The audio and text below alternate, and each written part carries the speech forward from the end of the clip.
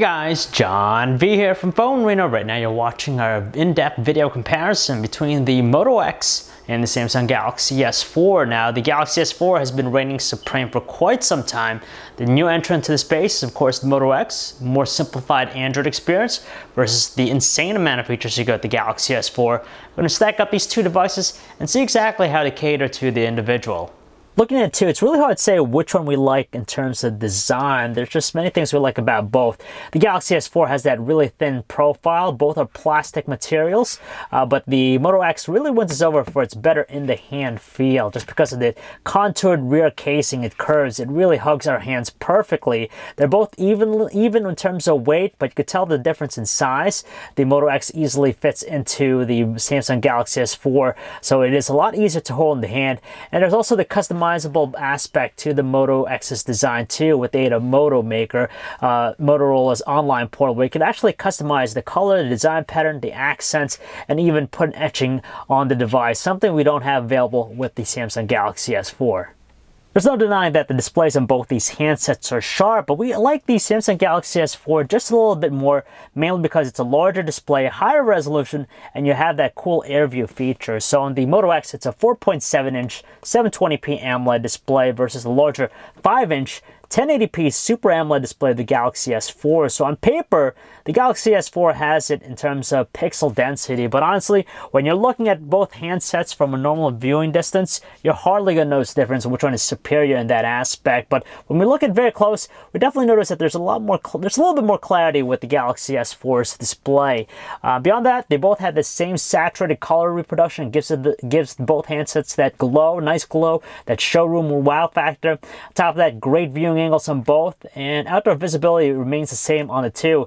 The unique thing about the Galaxy S4's display is the air view feature, where it basically tracks your finger when you hover it, so it offers some pretty neat functionality with the experience. Above the displays, we find pretty much the same items. We have their earpieces, their front-facing 2-megapixel cameras, the light and proximity sensors, but the Galaxy S4, it packs also an LED notification light and an IR port too, so it's actually used in conjunction with the various air gestures used by the platform. When it comes to their physical buttons, the power button and also the volume controls, they're both very similar, very thin, but they are also super responsive when you press them down. As for the other things that they share around their trims, they include the 3.5mm headset jacks, noise cancellation microphones, standard mics, micro USB ports for charging data connectivity. It's with the Samsung Galaxy S4 though, you gain video out with the aid of an MHL adapter. With the Moto X, it doesn't feature a physical connection. You could use its wireless display feature to get a mirrored experience. And with the Galaxy S4, it also packs a very useful and handy IR blaster on the top, which acts as a universal remote. In the rear, we have the respective cameras. It's a 10-megapixel clear pixel camera on the Moto X versus a higher count 13-megapixel one in the Samsung Galaxy S4. They both feature LED flashes and 1080p video recording. Without going into great detail about the two handsets, we'll quickly break down the differences between these two. With the Moto X, it's basically going with the approach that less is better, whereas with the Galaxy S4, it's about more is better. So they're both running Android 4.2.2 Jelly Bean, and they have their own different custom UIs. It's a mostly stock experience here at the Moto X. You could tell that directly from the home screen here. And of course, a lot of hardcore Android users will really appreciate the mostly stock experience. But as I said, it's a very simple approach just because they don't want to inundate us with a lot of features. They have very few which are very useful, which I'll go to in detail a little bit more soon. With the Galaxy S4, they really bring a lot to the table with its insane amount of features, from things like the S-branded applications, like S-Voice, S-Translator, S-Help, to other things like the air gestures, the air view functionality, and even the smart scroll technology that's used with the web browser and the eye tracking capabilities of it. So it goes with the more is better approach. If you want a hassle-free experience, something that just works, you'll really appreciate what the Moto X offers with its experience. It's not as features heavy compared to the Galaxy S4. So the thing we like about it is, again, that simplified approach. It allows us to do things that we care about on a daily basis a lot easier than the Galaxy S4. So you have things like touchless controls, which gives us access to Google Voice by just simply saying the phrase, "Hey Google now," And then from there, you could do a bunch of different things, such as make contacts. You could set an appointment, set an alarm clock, call someone, send a text message. Very useful and easy. And of course, it's all done via voice. The other cool things about it is that you have things like Motorola Assist, where it knows if you're driving or you're sleeping or if you're in a meeting, it automatically will do certain things to make it more adaptable to those situations.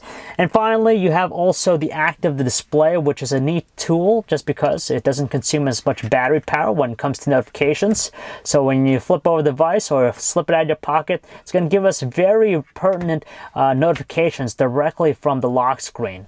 If you're all about features, you'll really appreciate what the Samsung Galaxy S4 brings to the table. It's just filled to the top with a lot of things. Some people view it as gimmicky, others find it to be very useful, so it depends on who you are. So for example, you have the Air View functionality, which is a useful tool, especially if you don't want to touch the display per se.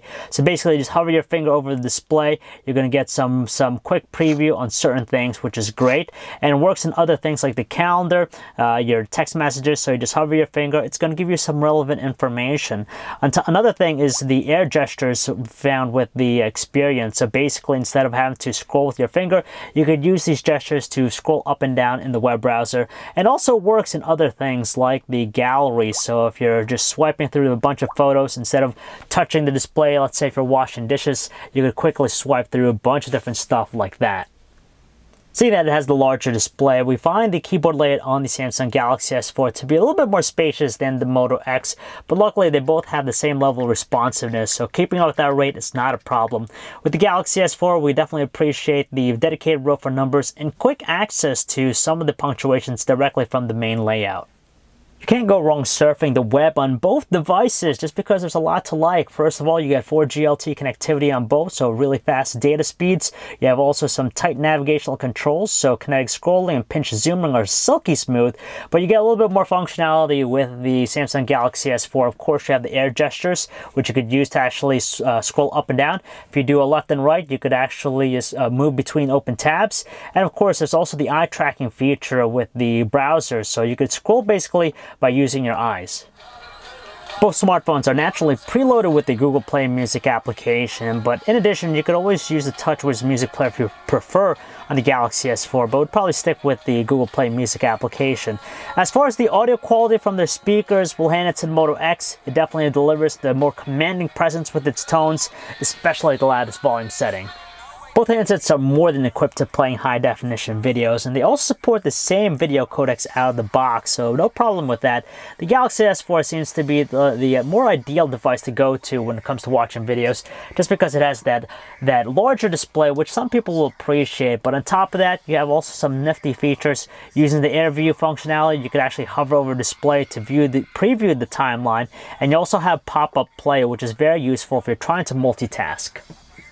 So from the lock screen on both handsets, we could actually gain access to the camera app. With the Galaxy S4, you just got to swipe like that. And of course, with the Moto X, you could just swipe over to the left. But on top of that, with the Moto X, it's really neat that you have the quick camera capture functionality. So you just basically twist the device in your hand a couple times, automatically will jump into the camera app. Here's another perfect example of how these two handsets differ with their approach. Of course, the Galaxy S4 is all about the features, and the Moto X is all about simplicity. And you see it here with the interface with the camera. Very uncluttered, simple UI with the Moto X, and you have a ton of different features and functionality found with the Galaxy S4. So you have all these different shooting modes you could choose from. Very useful. A lot, if you're a photography buff, you'll really appreciate what it has to offer. And you also have some manual controls too. With the Moto X, you have just a limited few options to choose from, such as HDR mode, slow motion video mode, and panoramic. It's a close little race, honestly. We can't go wrong with either device when it comes to taking photos, but the Samsung Galaxy S4 has a slight advantage that's mainly attributed to its sharper looking details, fine details, and punchier color reproduction under indoor settings where there's artificial lighting. Now, from a far glance, you're hardly going to notice the difference between the two in terms of fine details, but when we look at it very closely, we just notice that they're just sharper looking with the Galaxy S4. And under low lighting lighting conditions, they both excel. They're able to actually lighten up the scenery to draw out some details, but we just again find just sharper looking visuals associated with the Samsung Galaxy S4 versus the Moto X. Likewise, we're going to give the nods to the Samsung Galaxy S4 for having the slightly better 1080p video recording quality. Both are exceptional, quite frankly. It's just that you get less artifacting with the Galaxy S4, and on top of that, the details are a little bit more crisp looking. There's nothing extraordinary with the call quality between these two handsets, and honestly, at the end of the day, they're nothing more than average at best. It's just that both handsets emit robotic tone voices through their earpiece, but luckily, they do excel with noise cancellation just because they're able to actually mute any background noise very quickly. They're not really class leaders in the space, but we're at least accepting their battery life, their average battery life. We're able to get by through a solid 1 day of normal usage with them both. But if you're a power user, just expect to constantly charge them after you finish an 8-hour work shift. It's a really tough choice between these two handsets just because they're very different in many ways, even though they share the same basic Android experience. With the Moto X, it just prizes simplicity more than anything else. And on top of that, we definitely appreciate the design process found with it. It's something very unique and different from everything else out there. On the other hand, the Samsung Galaxy S4 is just a specs powerhouse and also a features-filled device.